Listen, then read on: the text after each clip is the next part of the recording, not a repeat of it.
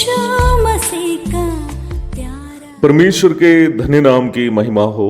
प्रभात मनन के सत्र 1428 में आप सभी का बहुत ही विनम्रता के साथ स्वागत करता हूं। आइए आज का मनन के लिए हम पढ़ते हैं पौलुस के द्वारा तीमुथियुस को भेजी गई दूसरी पत्री अध्याय 1 पद 1। पौलुस की ओर से जो उस जीवन की प्रतिज्ञा के अनुसार जो मसीह यीशु में है, परमेश्वर की इच्छा से मसीह यीशु का प्रेरित है। प्रभु के अपार अनुग्रह से प्रेरित पौलुस के द्वारा तीमुथियुस को भेजी गई पहली पत्री का संक्षिप्त अध्ययन समाप्त करने में प्रभु हम सबों की मदद की है।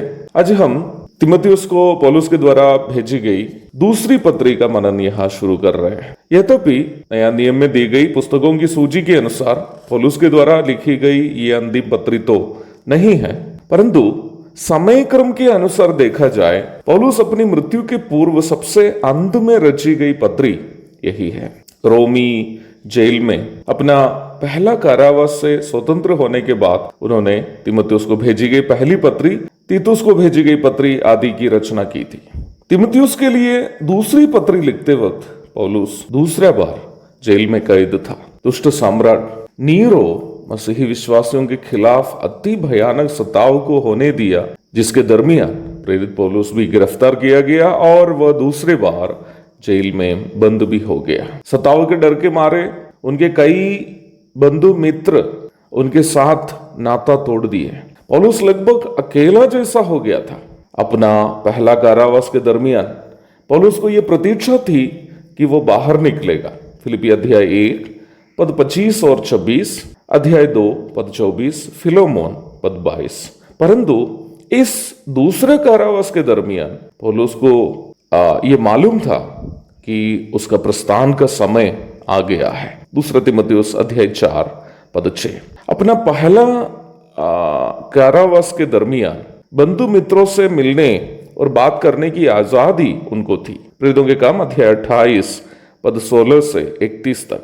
वह उस समय हाउस अरेस्ट में था, परंतु दूसरे कारावास के दरमियान वह रोमी जेल में ही बंद था। भयानक ठंड में ओढ़ने के लिए पर्याप्त वस्त्र के भी बिना अंधकार भरा कमरे में परमेश्वर का दास पौलुस सुसमाचार प्रचार एवं मसीही गवाही के कारण कैद में था। बचने की उम्मीद भी खत्म हो गया था, परंतु प्रेरित पौलुस निराश नहीं था, क्योंकि वह उस जीवन की प्रतिज्ञा के बारे में अवगत था जो यीशु मसीह में है।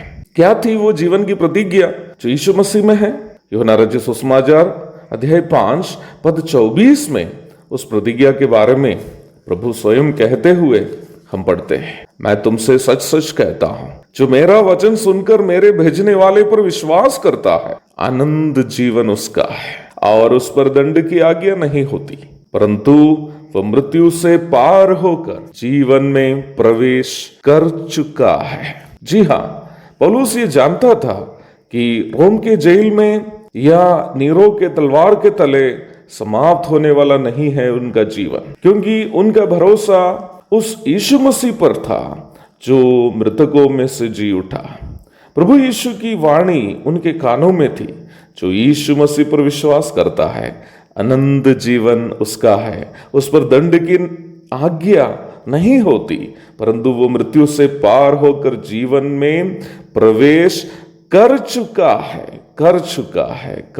है। मुझे सुनने वाले प्रिय भाई बहनों, हम जो यीशु मसीह में हैं, हमारे लिए शरीर की मृत्यु केवल इस संसार से उस अनंत जीवन की ओर, उस स्वर्गीय जीवन की ओर जो यीशु मसीह देता है, प्रवेश करने का द्वार मात्र है। उस जीवन में जिसमें आंसू, दुख, निराशा आदि नहीं है। इसलिए हमें मृत्यु से डरने की आवश्यकता नहीं है, क्योंकि हम यीशु मसीह में एक धन्य जीवन की प्रतिज्ञा पाए हुए लोग हैं।